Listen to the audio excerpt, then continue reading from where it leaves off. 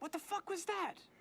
The police officers picked the wrong target. They try to bully him, but he snaps. In an instant, the quiet tension erupts into chaos as a lone man unleashes years of combat instinct. Officers fall one by one. He moves like a shadow, ruthless and calculated. By the time anyone realizes what's happening, he's already tearing through the streets on a stolen motorcycle, leaving nothing but panic behind. The man is John Rambo, a veteran of the U.S. Army's Elite Special Forces Unit, awarded the Medal of Honor for his service in the Vietnam War. During his time overseas, he was captured by enemy forces and brutally tortured. Years later, now discharged from duty, Rambo roams across America, trying to escape the ghosts of his past. But as he journeys through the country he once served, he finds himself confronted with injustices that force him to relive the horrors he desperately wants to forget. One day, he arrives in a quiet lakeside town. He approaches a house, hoping to reconnect with an old friend from the war. He approaches a woman and her young daughter, asking if they know where Delmar lives.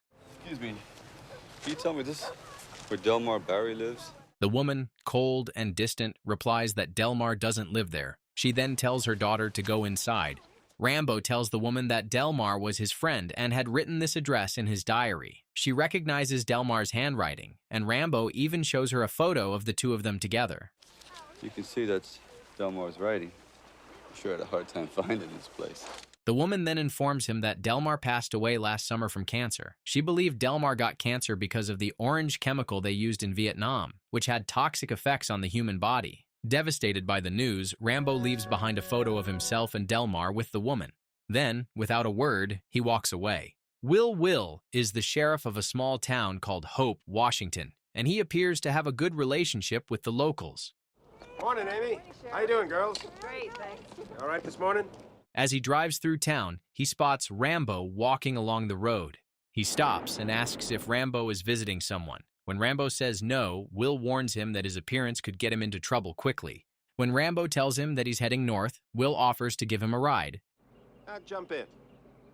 I'll make sure you head in the right direction, huh? telling him that he will make sure he jumps in the right direction. Rambo gets into the car and asks Will if there's a place nearby where he can grab a meal and relax. Will gives him directions to a diner, but his tone feels off. He's clearly trying to get rid of him. Sensing the pressure, Rambo asks why he's being pushed away. Will coldly replies that he's in no position to ask questions. He makes it clear he doesn't want people like Rambo in his town, calling him a drifter and saying Hope already has enough of those. First thing you know, we got a whole bunch of guys like you in this town. That's why. He also adds that this town might be a little too quiet and boring for someone like him. Will drives Rambo to the edge of town and drops him off. Before leaving, he sarcastically suggests that Rambo should get a haircut and take a bath if he wants to avoid trouble. As Will drives away, Rambo turns around and starts walking back toward town. Will notices this, turns his car around, and tries to confront him again, but Rambo ignores him completely. Offended by the defiance, Will arrests him on the spot. He also discovers a knife in Rambo's pocket. At the station, Will informs Arthur that Rambo was carrying a concealed weapon. Though he says it's for hunting, the officers treat it like a threat. They book him for vagrancy, resisting arrest, and carrying a concealed weapon. I want you to book this gentleman for vagrancy, resisting arrest, carrying a concealed weapon. Arthur instructs Mitch to take Rambo downstairs. As they move, Rambo is overwhelmed by flashbacks from his time in the war and stays silent when questioned by an officer named Galt. When Mitch reaches for Rambo's locket, Rambo grabs his hand, causing Galt to pull out his baton and threaten to beat him if he doesn't cooperate. With no other choice, Rambo lets go and hands over the locket. After seeing that Rambo was a soldier, Galt scoffs and says he's starting to dislike him even more. You're gonna talk to me. I promise you're gonna talk to me, soldier. I'm starting to dislike you.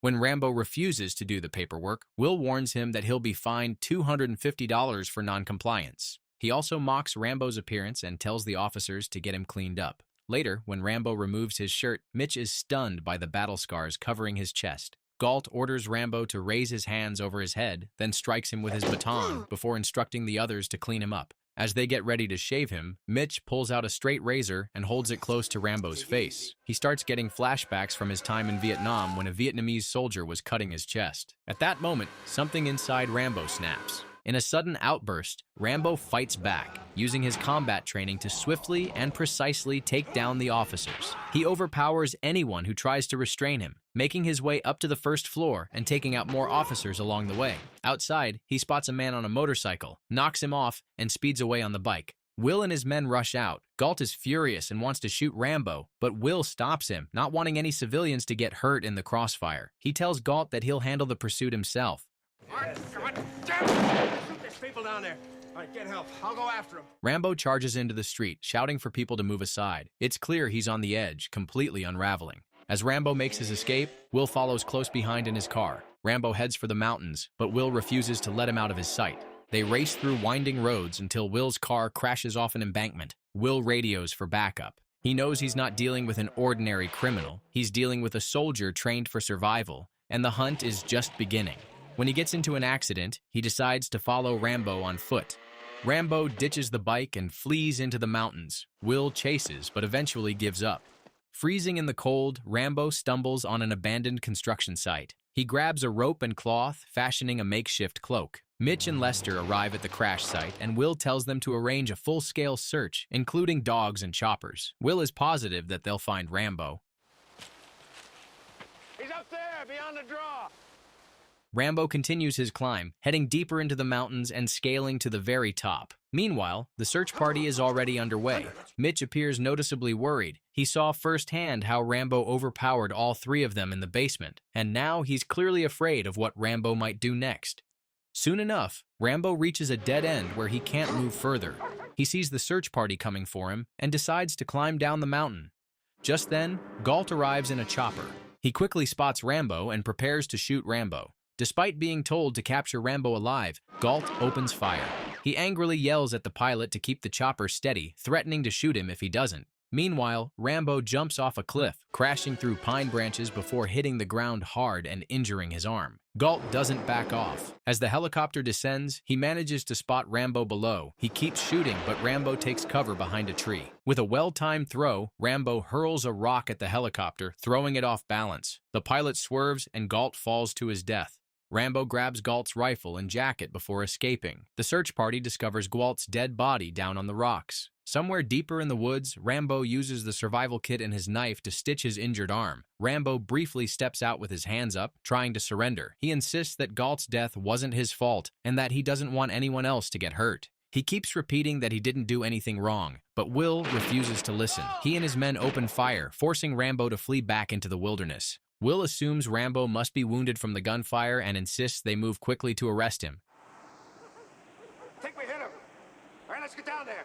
Move. He then radios Lester to check on the helicopter, but Lester informs him that the chopper can't make it. There's a storm approaching, and the pilot won't take the risk. Will is also warned that he's picked a fight with the wrong man. Rambo isn't just some drifter, he's a highly trained Green Beret, a Vietnam War hero, and a recipient of the Congressional Medal of Honor. He's been through hell and back, and taking him down won't be as easy as they thought. Mitch suggests that they should let the state police take over the situation, but this infuriates Will. He's still reeling from Galt's death and blames Rambo entirely for it. Now he's dead.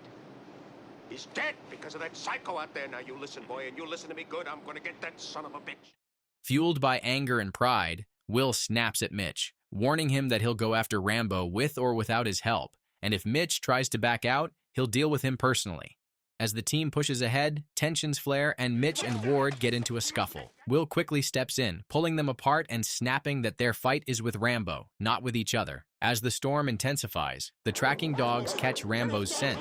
Meanwhile, Rambo sets up traps and opens fire, forcing the officers into cover while he picks them off one by one. Even the dogs don't survive. This is his territory, he's in control, and they're completely outmatched. When the officers stumble into one of his traps, it confirms their fear. Rambo is close. As they push ahead, Will remains confident they'll catch him soon. He's certain that the only way off the mountain is through their position, so Rambo has no choice but to come their way. Despite Will's confidence, everyone in his team is on their toes, constantly looking for traps. Suddenly, Rambo ambushes Mitch and injures his leg. The team listens to his screams and rushes to the location. When Rambo finds Ward alone, he gets him too. Will tells his men to spread out. The officer, hurrying to help Ward, walks straight into one of Rambo's traps. Moments later, another officer falls victim to the same strategy. Eventually, Rambo ambushes Will himself. Rambo could have killed him, but he spares his life.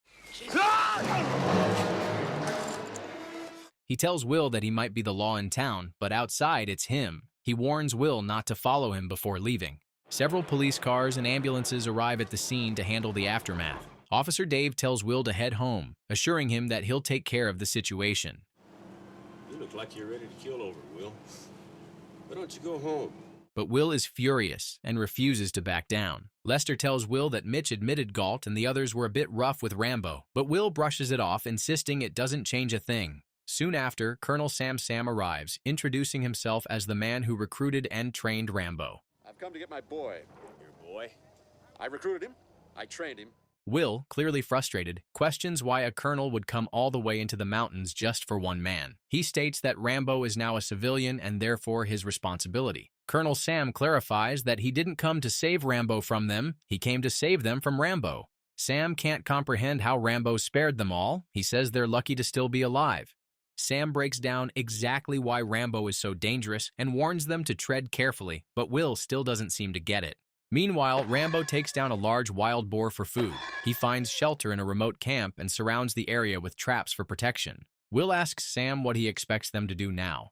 Sam suggests they let Rambo go and let things cool down. In a few months, he says, Rambo will resurface doing something ordinary, like working at a car wash, and that's when they can quietly bring him in without anyone getting hurt. Will isn't convinced it's the right move. He questions Sam, asking if he seriously believes that even 200 of his trained men would stand no chance against just one guy. You want a war you can't win? Are you telling me that 200 men against your boy is a no-win situation for us? Sam calmly replies that if Will is truly planning to send that many men up against him, he better also send a generous supply of body bags, because they're going to need every last one of them.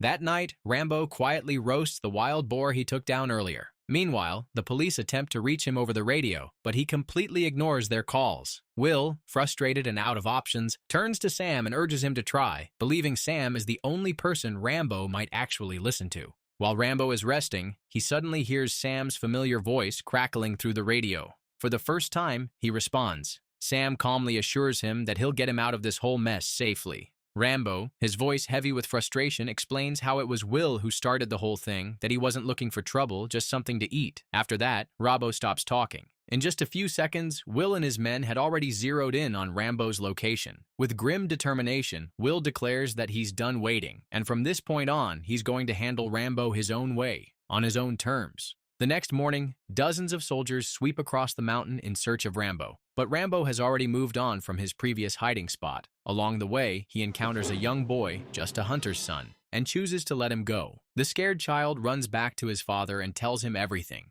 As the hunter starts firing his gun, the noise gives away Rambo's position to the soldiers. They quickly lock onto him and unleash a hail of bullets. Will, maintaining control of the operation, orders his men to surround the entire perimeter but not make a move until he gets there personally. He wants Rambo alive, not dead. Rambo quickly takes cover inside a dark tunnel and returns fire at the advancing soldiers with deadly precision. With no other options left and growing frustration, the soldiers decide to launch a rocket straight into the tunnel's entrance. The explosion causes a massive collapse, sealing off the entrance in a cloud of dust and debris. Believing Rambo has been buried alive, they assume the threat is over. But Rambo isn't dead. Deep underground, he finds a hidden passage and manages to crawl his way out. Later, under the cover of night, he hijacks a military transport truck loaded with weapons and ammunition. With grim determination, he drives it straight back into the town of Hope. As part of his calculated plan, he blows up a gas station, creating a fiery blockade that cuts off the road, ensuring no reinforcements can get in or out. Armed with an M60, Rambo launches a one-man assault on the town. Will quickly declares a state of emergency as chaos begins to spread. Sam tries once again to step in and de-escalate the situation, but Will refuses to listen. Rambo cuts the power to the entire town and sets fire to a local gun shop, creating confusion. He then makes his way straight to the police station. Gunfire erupts. Will, hiding on the roof, gets shot when Rambo fires up through the ceiling. Just as Rambo prepares to finish him off, Sam steps in and stops him. That's when Rambo finally breaks. His strength gives out, and he drops his weapon to the ground. He starts sobbing uncontrollably, the weight of everything he's carried for years finally crashing down on him. Grief, pain, and the deep loneliness that's haunted him since returning from war. He talks about the friends he lost, the brothers who never made it home, and how nothing has ever felt the same since. Sam walks up slowly and holds him, letting him cry, offering quiet support without judgment. Because deep down, he understands exactly where Rambo is coming from. The confusion, the anger, the sense of being forgotten. Rambo finally surrenders, not just to the law, but to the overwhelming emotions he's buried for so long. The nightmare is over.